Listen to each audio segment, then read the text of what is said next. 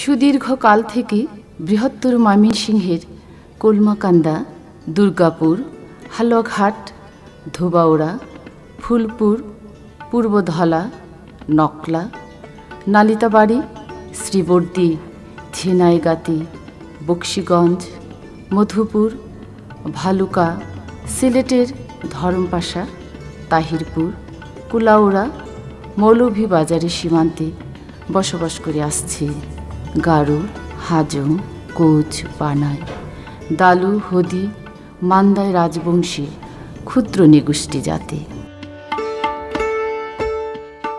জাতির জনক বঙ্গবন্ধু শেখ মুজিবুর রহমানের ডাকে সাড়া দিয়ে 1971 সালে পাকিস্তানি হানাদার বাহিনীর বিরুদ্ধে বাঙালিদের সাথে কাঁধে কাঁধ মিলিয়ে মহান মুক্তিযুদ্ধে ক্ষুদ্র নিগোষ্ঠীরাও যথেষ্ট সাহস ও আত্মত্যাগের পরিচয় দিয়ে বাংলার ইতিহাসে স্মরণীয় হয়ে আছে।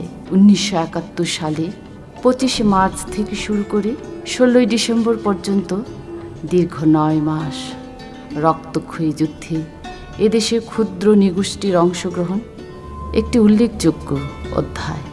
গারো, হাজং, কোচ সহ অন্যান্য ক্ষুদ্র নিগোষ্ঠীর ছাত্র যুবক ভুটান, ভারতে তুরার, রংনাবাগ ও গুয়াহাটি সেন্টারে মুক্তিযুদ্ধের ট্রেনিং নিয়ে বাঙালি মুক্তিযোদ্ধাদের সাথে দেশের বিভিন্ন সীমান্ত এলাকায় পাকিস্তানি হানাদারদের বিরুদ্ধে যুদ্ধে ঝাঁপিয়ে পড়ে। শহীদ পরিমল রং। শহীদ পরিমল রং ময়মনসিংহ জেলার হালুয়াঘাট উপজেলার মণিকুড়া গ্রামে জন্মগ্রহণ করেন। পিতার নাম যোগেশ্বরী ছিল, মাতার নাম মিনতি রং। স্বাধীনতা যুদ্ধে বীরত্বপূর্ণ কৃতিত্বের জন্য যে কয়জন ক্ষুদ্র নিগোষ্ঠী জাতি তথা সারা বাংলাদেশের মানুষের মধ্যে স্মরণীয় হয়ে আছেন, তাদের মধ্যে একজন শহীদ পরিমল রং। 1971 সালে স্বাধীনতা যুদ্ধের সময় তিনি 10ম শ্রেণীর ছাত্র ছিলেন। ক্লাসে তার রোল নং ছিল 1।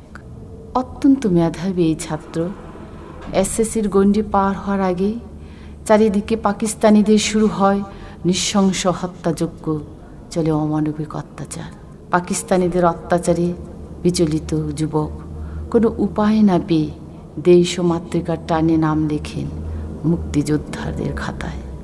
ভারতে প্রায় 1 মাস ট্রেনিং শেষে ফিরে এসে ঝাঁপিয়ে পড়েন পাক হানাদারদের বিরুদ্ধে।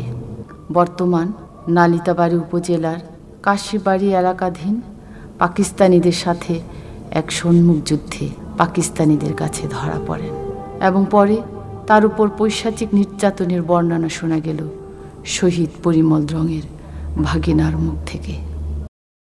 আমার মামা শহীদ পরিমল রঙের ভাগ্নে। আমার শহীদ মামা পরিমল রং এই বীরডাকনি প্রাথমিক বিদ্যালয় থেকে উচ্চ বিদ্যালয় পর্যন্ত লেখাপড়া করে গিয়েছেন। 1971 সালে সে 10ম শ্রেণীর ছাত্র ছিলেন এবং সে রোল নাম্বার 1 ছিল। তখন এই দেশের জন্যে 1971 সালে মুক্তিবাহিনী সংগঠন করা হয়। তখন সেই মুক্তিবাহিনীতে উনি যোগদান করেন এবং ভারতে ট্রেনিং সমাপ্ত করে বাংলাদেশে এসে যুদ্ধে তারা অংশগ্রহণ করে। যুদ্ধে অংশগ্রহণ করার সময় আপনার ওই কাশিবাড়ি, নালতেবাড়ি থানা এবং ওই নালতেবাড়ি থানার পূর্ব পাশে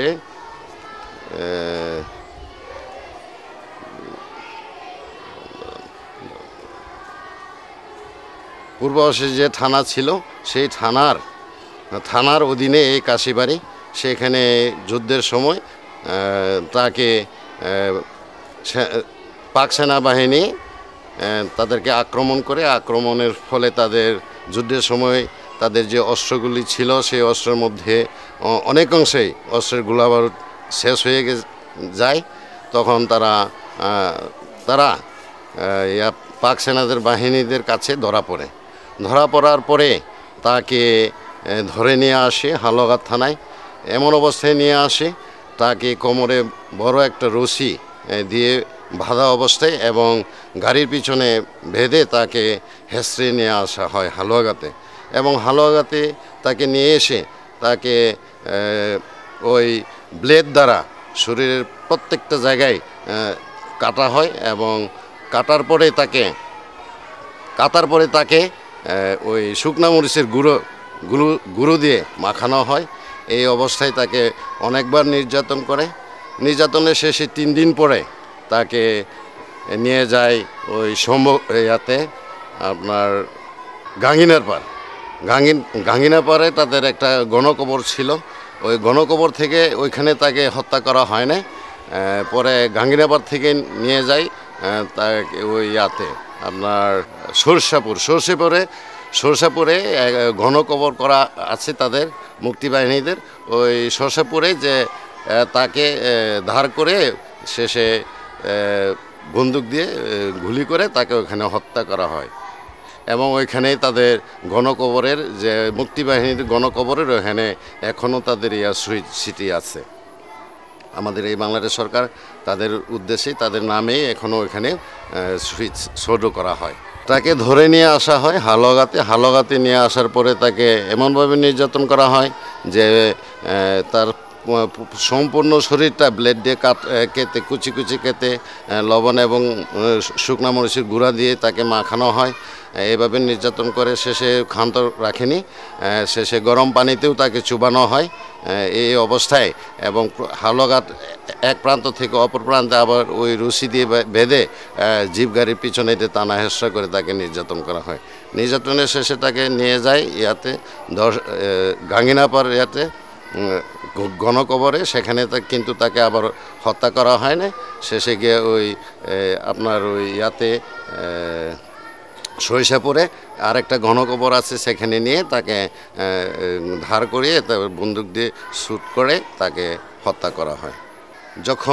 বাংলাদেশ যখন স্বাধীন হলো তখন যেহেতু এই বীরডাকনি উচ্চ বিদ্যালয়ের 10ম শ্রেণীর ছাত্র ছিলেন আমার শহীদ মামা পরিমল দ্রং, তার নামে এই বীরডাকনি হাই স্কুলে যে শহীদ মিনার করা হয়েছে তার নামেই স্মৃতিসৌধ করা হয়েছে। পরবর্তীতে এবং হালুয়াঘাট বাজারের পূর্ব অংশে যে একটা জায়গা আছে তাকে শহীদ পরিমল মার্কেট নামে তাকে স্মরণে একটা মার্কেট করা হয়েছে।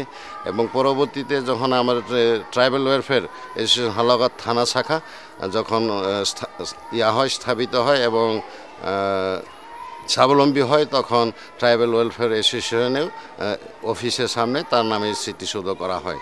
এভাবে প্রত্যেকটা জায়গায় বিভিন্ন জায়গাতেও এরকম স্মৃতিসৌধ আছে ওনার নামে।